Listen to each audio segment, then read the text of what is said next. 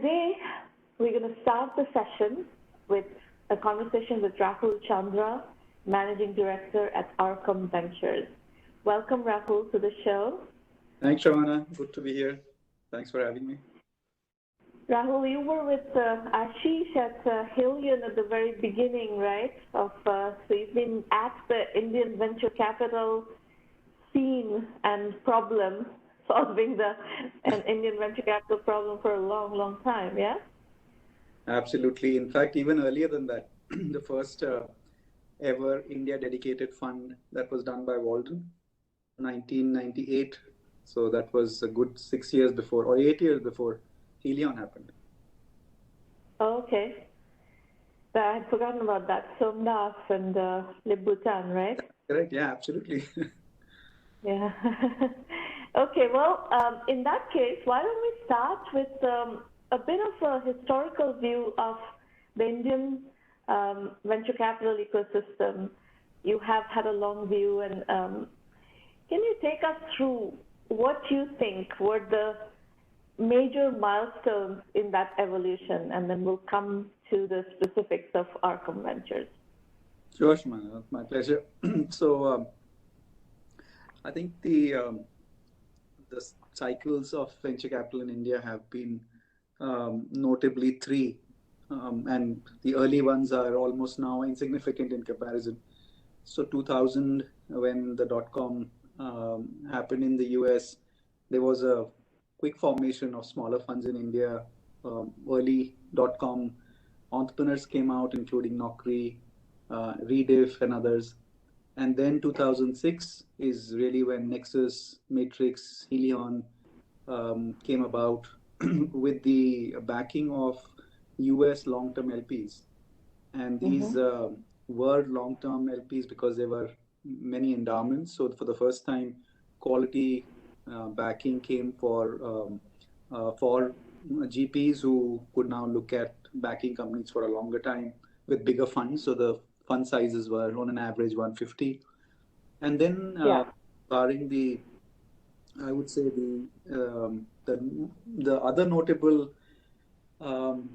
change in India was obviously the whole chicken and egg problem of the device and access to any computing with consumers, and that happened in 2011. But of course, there was no data to go along with it, and VCs were struggling for themes which were growing at exponential rates. There were very few ideas which were tech-backed, so there were a couple of VCs who came from the Valley thinking Indian consumers are now are ready to go prime time, but things were still quite slow. And then I think things really started changing with Geo. So the real onboarding, and we started seeing all these numbers from our own portfolio companies, which started showing user growths in the millions compared to the hundreds and thousands.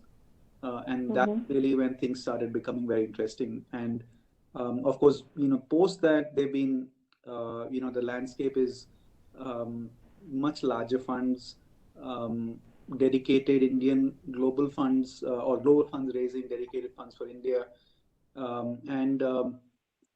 This was also is a phase that where we are currently, where a lot of the founders have gone through much more, I would say, accelerated learning than they have ever gone in the past because of the very high velocity funding, exit, and growth learnings that have started percolating very quickly now in the last 4-5 years, which has given, it's almost like giving urea or some nice fertilizer to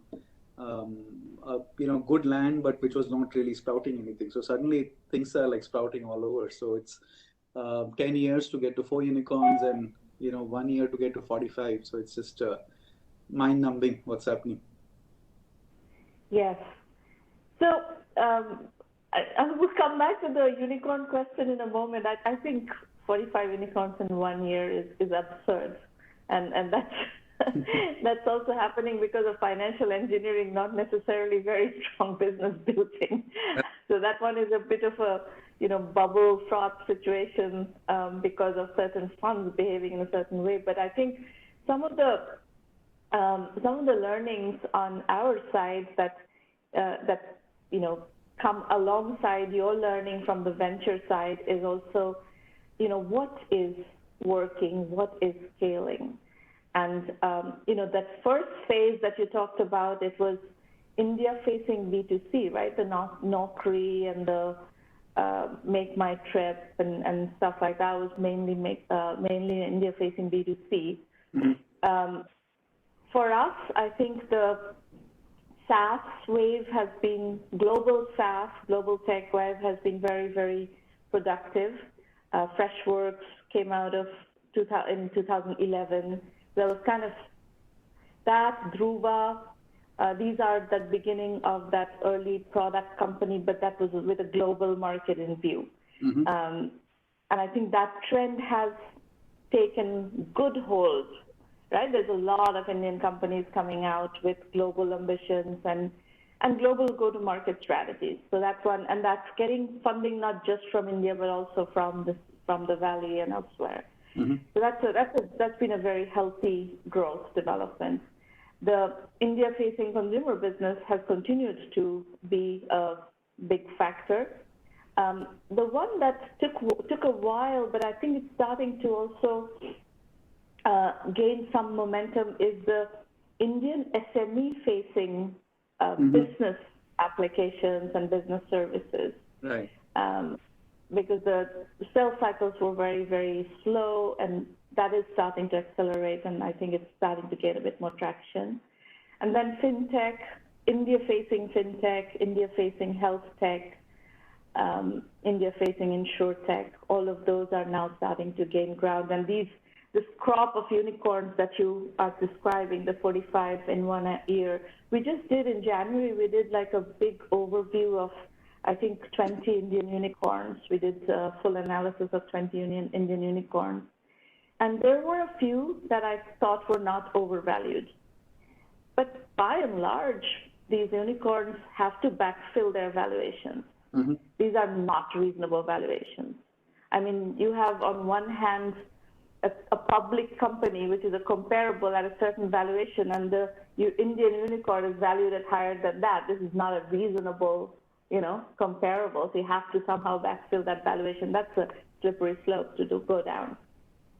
So let's come to Arkam Ventures. You are a veteran of the business. So tell me how you're positioning your fund. What is the investment thesis? How big is the fund, and how do you propose to take this forward Sure. in this new era? Yeah, sure, Shmana. So Arkam is dedicated towards finding, the right companies in markets which are disrupting the old structures of certain markets. These companies serve consumers in Middle India, which is 5 to 25 lakhs in annual household income. There is a affordability question here, but in reality, this is more of a ease of payment. Now, I'll give you an example. So mostly the banking structures in developed markets and developing markets are built with the same design for a few consumers, and every new consumer beyond, let's say, 30, 40, 50 million is going to actually put pressure on the bottom line rather than than be a lower marginal cost despite such scale.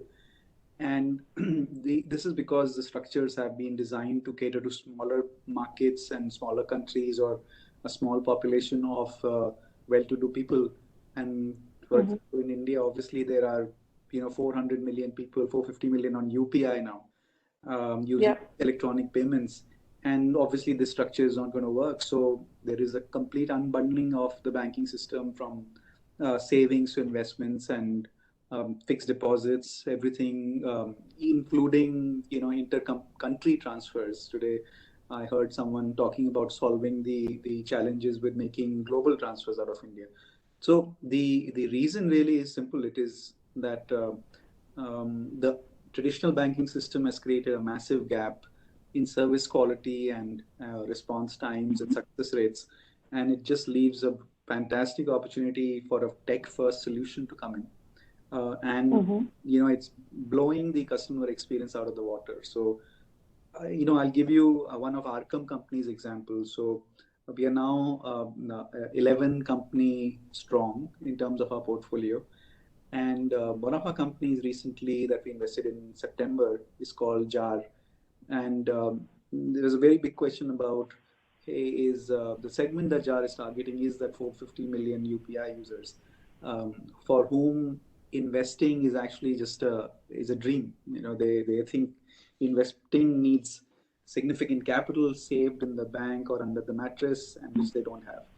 And for us also the question was, India is a credit hungry market. Are people even thinking about saving?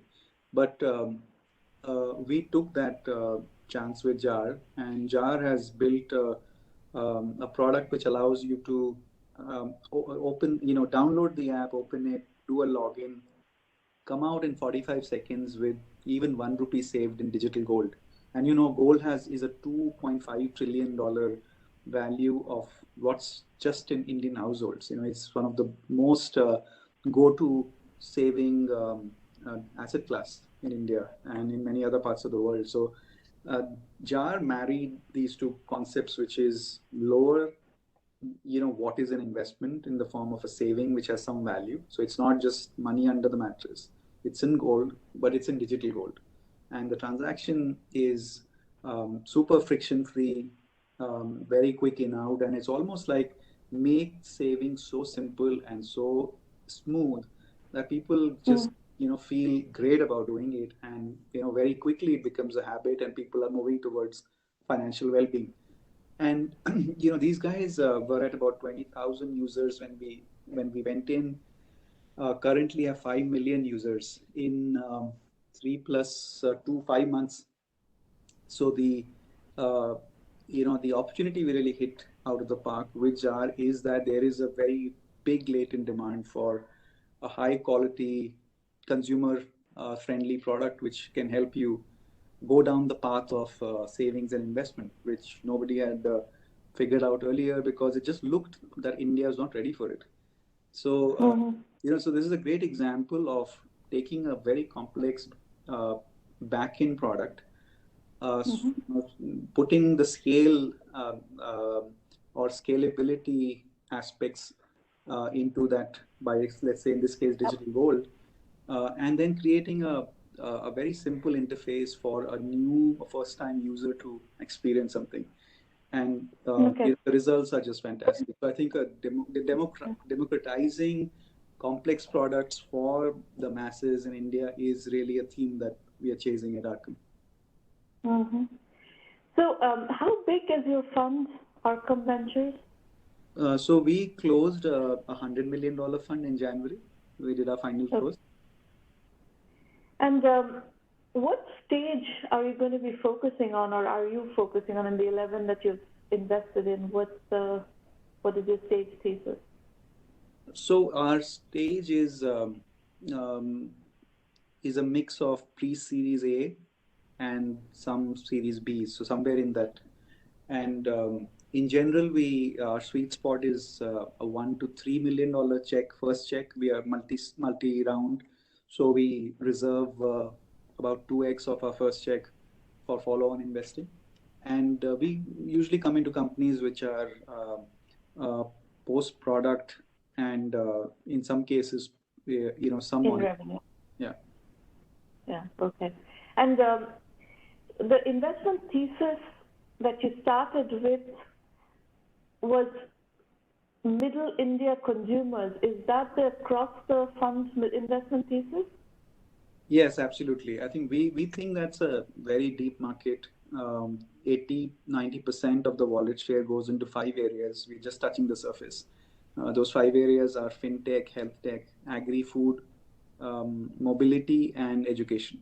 And education typically, I'm looking at a company which caters to children in households who find, let's say, a white hat to be a very high price point, but they all want to learn coding. And this is millions of kids.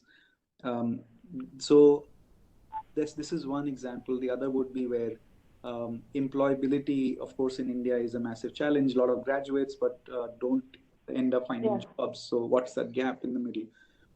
So for education, those are some of our themes: affordable education and employability. And yeah, they're absolutely big priority areas for middle India, not middle class, but middle India, which is what I said, sub 25 lakhs household income. And Mm. our one of our first investment was in a company called Jai Kisan, which is doing rural finance using technology. Mm-hmm. Just before, actually, just after the first COVID wave, and again there was a big question whether it's going to get impacted or how will farmers repay. And it was incredible that the loan quality, the demand side, the absolutely smooth and no disruptions during COVID, for a very simple reason that it's food. At the end of the day, Yeah. everybody made sure that those supply chains are working. So as a result, Yeah. what was a priority sector selection for us for middle India consumers became a very resilient sector during something as disruptive as COVID, because it's just important for everyone, I think. And again, when you choose middle India, you're choosing by default sectors which are incredibly important for a very large part of the population, and hence, there is a lot of support and stability in those sectors. Mm-hmm. And what are you learning from a go-to-market strategy point of view? What this middle India consumers, Mm-hmm. where are they reachable? Are they reachable on Google? Are they reachable on Facebook? Are they reachable Yeah. on WhatsApp? How do you reach them? So clearly, WhatsApp, big channel, but also a lot of the short video format apps, which are like Moj, or MK Takatak, which just merged with, which was bought recently. But this all put together, short video format, sum total of all the audience in the three, four top apps is now what TikTok used to be before they left. And so it's a very wide audience. About 350 million Indians are spending time on that. So that's one big channel. But And it's converting. This audience, this channel is converting. oh yeah, yeah, yeah. Mm, There interesting. is some again very interesting derivatives from this. What used to be complete time pass activity is now creating millions of creators. Many of them are working on promoting certain products. um, some of them are teaching. Obviously there are some bad elements where a speculative investment asset is advertised. This is not regulated, but by and large, there is a lot of productive use now where education or just small entrepreneurs are benefiting from just this access that these channels are providing. Interesting. And talk about how many of those 11 investments that you've made so far are in ed tech? Just one so far. Uh, You want to talk about that? we have not announced this one, but I can talk about the construct. Sure. Uh, it's going to come out soon. So the premise is very similar to what I'd said, which is there is a very two-dimensional, non-interactive nature with online classes. Now, online classes is an outcome of COVID, of course, with colleges and schools shutting down, and the best possible solution at that point, which was a video class, one to many, very little interaction, sit at home and study. That came about as a result of a disruptive event. Obviously, it's not the best solution, but it still plays to the point that education in India requires a scale solution. There are just way too many topics to be covered to improve employability, for people to learn certain skills, and schools and colleges are just not enough to do that because of the same age old limitation of experiential learning, ability to prove your or showcase your learning through project works. and and just learning through peer, which was possible in a school or a physical college, is just not possible in a Zoom experience. So this company actually is looking to just design the whole education experience, but targeting it at the post college employability gap. Mm-hmm. Interesting. And in something like that, what is the go-to-market strategy that works? Is that still through this kind of advertising that you were just talking about, or are there other channels? Oh, interesting you ask. So, digital or education in India, digital education in India has kind of evolved with some kind of a hammer of hard sell, and it's aggressive selling in some cases. Now, we are also again betting on that nature of education selling to convert into a pull, where students actually want to go through this experience. I think that's a big bet, but we are betting on it, that the way digital education has been sold needs to be turned on its head, where education regains its original value and respect, versus becoming something that you end up doing because your parents were conned into paying for it. So it's a very high, it's a expectation of a very high NPS, very strong engagement by the student, because they actually want to do this, and there is a tangible value that comes out of it. So the end result obviously is going to be how many people get employed, and that has a very strong feedback loop. But the there is no hard sell, at least in the go to market. I think there will be, what you can say, awareness creation, but there won't be people calling you 3 times a day to have you buy something. There will be an ease of payment, but that will not become the path to selling. Um, a cost of education is, yeah. One Yeah. of the my observations is that there are all these schools. There are like colleges in every corner of India, right? Engineering colleges and various kinds of colleges, and they are graduating huge numbers of people, and that's where the employability gap often is. Mhm. So, is there a way to leverage these colleges and make them better at what they're supposed to be doing? Yeah. So again, if this environment is um, what can be created, which is an ability to do some of the things I mentioned, then this is eventually intended to be a platform in which colleges can come and just give a better experience around learning. I think um, what is common to most edtech in India, the parts which are working well, is cohort-based learning. So you um, take batches, but you do it not every year or every semester, but you take every 2 months, 1 month, and you can improve your delivery with every cohort. And also, you can manage the cohort much better, because you can track how that cohort is moving with a maximum completion rates that is being goaded by mentors and and people who are motivating these students to keep moving.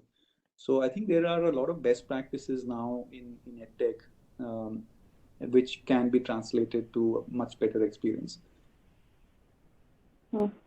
Interesting. Um, I guess my last question to wrap up is, how do you feel about what's happening with this unicorns? Is this something that, so for example, these 11 companies that you have created, that you have invested in, not created, you have invested in, how do you feel about these companies going this route? If like a Tiger or a SoftBank comes in with this, yeah, we want to flush these companies with capital and turn them into unicorns. You can turn anything into a unicorn by slapping a bunch of liquidation preferences, a bunch of money, and with a unicorn valuation. How do you feel about your companies going in that direction? I think first of all, there are very few people who are in this mix of um, taking companies to a limitless pool of capital. Their ability to give a company a path to basically forgetting about capital constraint. There are not that many investors. It seems like a lot of capital, but they're the same set of people who would. Now, I think there is Right. a very strong method to this, what looks like madness. There is, um, and again, the perception can be that anyone and everyone is getting it, but in general, what at least I'm seeing is that there is a very strong selection criteria. Um, but the criteria has a lot to do with growth. Right? The growth is a big factor, and in my previous life, I've mm, been part of a, let's say, a microfinance investment cap table. And again, there were questions, hey, this is microfinance, it has some mission, and private equity players have gone in and they're going to spoil everything. And my response really is that in India, if you're not doing things with the right scale, then it's not going to mean anything. It's just not going to have enough impact. So a company that can have, and in some ways, I think it's a lot like how impact investors invest, which is you do not expect, the very sane financial metrics to come too soon. You give companies time to go and give, and to build something first and then come back and give that. In that interim, of course, things look very crazy because they are valued richly even then. But what I'm seeing companies do is they're right now, even in our own portfolio, we have two sets of companies. One is the market creators, who are doing absolutely new market creation, like a small case, which is an Yeah. alternative to mutual funds. I mean, it's the vanguard of India. And the other set, which is the market enabler companies, so creators and enablers, the and both have an equal chance of having very high outcomes and unicorn numbers. But we feel that the creators, of course, need to make sense to millions and millions, and that growth is 1 million to 10 million, 10 million to 50 million. And I am seeing enough evidence that once you have a critical mass, you have enough data, then companies are able to ramp in a very delayed but in a hockey stick fashion on the revenue. So it is Mm-hmm. interesting how it still needs the right execution, but you look like you have very non-commensurate revenue to your valuation, and then suddenly, whoop, there is a big hockey stick of revenue growth. So it's happening that the revenue just catches up super quickly. Yeah, so that was kind of my observation when we did the 20 Indian unicorn analysis. Is that investment thesis is growth, and investment thesis is very large TAM, and basically figuring out what is the customer acquisition path, and then flushing that path with capital so that that kind of hockey stick happens. That's exactly what my observation was. Um,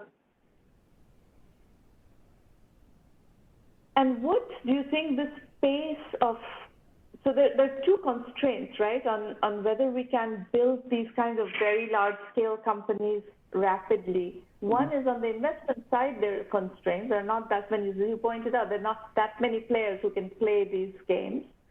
And on the other side, there are not that many companies that can play this game either. So we have 45 unicorns in 1 year, but is this a sustainable pace? What is your read? Yeah, I think the excitement really is how many large, deep problems India has, as opportunities to be solved. Um, and at the end of the day, there is, it's certainly not the most perfect valuation. It's at the end of the day, private valuation with an estimate of future growth, which is humongous. India has the numbers, the consumer demand, and now people who are increasingly delivering on this delayed monetization of growth combination. So I think 45 was a pent up number, which kind of just happened Mm-hmm. in a high growth year. I think everything was moving.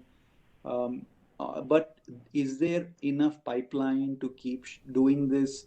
Maybe not at the same pace, but at let's say 50 to 70% every year. I think there are plenty of companies in the pipeline which have that potential. And again, this And is yeah, yeah, go ahead. what is your prognosis of the other form of building businesses, which Mhm. is the more fundamentals focused, you know, in relatively speaking, more conservative, more, okay, you build businesses, you grow those businesses with modest amounts of capital or limited amounts of capital, and there are a lot more investors who can play that game. That's Yeah, not a constraint at the moment. There's a lot of capital in the system. yeah. So, are you seeing entrepreneurs getting distracted or confused by the trends of this like excessive numbers of unicorns, and if they don't become one of them, they consider themselves failures, or do they have their head straight in that there is another way of succeeding as well? I mean, pragmatically, I see it like um, it is creating FOMO and hence ulcers for people who are always worried that I am going to now have a much harder time growing. I think um, the kind of markets where growth is necessary to be meaningful, um, generally winner take all, strong network effects are identified. I think those clearly need big checks, and they're building it slow or steadily. I think is tougher, but I think it's also the kind of entrepreneur. I think there are some who need to deliver on longer time to competitive moats, build a more differentiated product where the product actually is not an app which can't be replicated. It is something like a artificial tissue or synthetic tissue company which needs ton of research and testing before it can go out. So there are um, plenty of solutions like that which are being worked upon where capital is not going to make a difference. It is just the successful outcome of the product that, Of the and not everybody can. So I think there again is there are different themes which are getting back, but those are just different founders who are building the moat differently. So you don't get a growth moat, you get a product moat, and that is a little bit of delayed gratification in terms of investor valuation and eventual outcomes. But here, these are like your Diwali rockets, right? They go up, and those are the Cherkis. So rockets go up very quickly, but you don't know where they'll land. So there's always a question till that eventual monetization starts picking up steam. The other comment you made about winner takes it all companies, there are certain sectors where winner takes it all is the dynamic. But but I think in fintech and edtech, there are, and in health tech also, these are not necessarily takes it all markets, right? We have so many banks. Mm-hmm. Banking is not a winner takes it all Mm-hmm. business. There are credit unions and there are JP Morgans and Right. Goldman Sachs. Yeah. Ed tech is definitely not a winner takes it all business. Right. There are all these tutoring companies and local Mm-hmm. tutors and so on and so forth. And then, of course, health tech has so many different kinds of hospitals. I was looking at one of the unicorns that is creating surgery infrastructure in tier 2, tier 3 towns. Mm-hmm. Well, great. It's a fantastic mission. Yeah. But that doesn't mean that all the existing surgery infrastructure is not going to go away. Okay. Yeah, but the way I see it is that winner takes it all really means winner takes all the cash. So, so there is a massive concentration of capital that happens with a potential winner, which means that now this company can afford to, just offer better terms and run at a much more non-sustainable way than the others have to worry about. And it's a question of Right. just suddenly your competitor has a V8 engine and you're just going put, and who's going to get so you then you need to have that mindset of stamina marathon and just keep going and Yeah. and keep the FOMO out. So it's very strenuous, I think, for founders when they keep hearing this constant chatter of this guy got funded, that company got funded, etc. It needs a lot of, I think, believe in yourself to just keep going. Absolutely, there is no finish line happening anytime soon for anyone, but it is tough in these environments for people to keep their focus on. Yeah. I'm a big fan, as you know, of bootstrap companies, and Mm-hmm. in some ways, actually, it's easier for a bootstrap company to deal with that situation than a mid-scale funded companies. Right. Because if you're on the funding track and you're not getting the funding somebody else is, that's very distracting. Whereas if you're a bootstrap company, you've decided that I'm not going to go for that kind of, that mode of growth. I'm going to do it differently. Then the chatter is less distracting. Yes, absolutely. And that decision just needs to be made upfront, because what I've seen is that, you know, you see, or you kind of get um, cornered into a certain business model which is mirroring the other Yeah. company. And basically, now you started building a low margin, high burn business just because you think you got to compete, because That's right. somebody else is challenging you to it, and then that somebody gets the much bigger check than you, and you have this high burn business and you don't know why you made Yeah. it, but in the hope And that you can't attract the capital. That's a yeah, very slippery. yeah, Yeah. absolutely. So then you're going to go hit a wall, and the other Yeah. company which got the funding. So it has to be made very preemptively that either going to look that like that high burn company or not. So if you start Yeah. looking, then you better get that check in. Very good. Wonderful conversation, Rahul. Thank you very much. My I don't know if you pleasure. have time to And on. congratulations on what, by 564th episode of an M. What was that? Yeah, that's it. Oh, Congratulations. you mean how many Yeah, roundtables? Yeah. fantastic. So it's been going on for a long time. And looks like a lovely Yes. day in Bay Area. So enjoy the rest of the day. So wonderful day in the Bay Area. Yeah. Absolutely. Thank you for being here, Rahul. Thank you. Thanks for having me. Bye bye.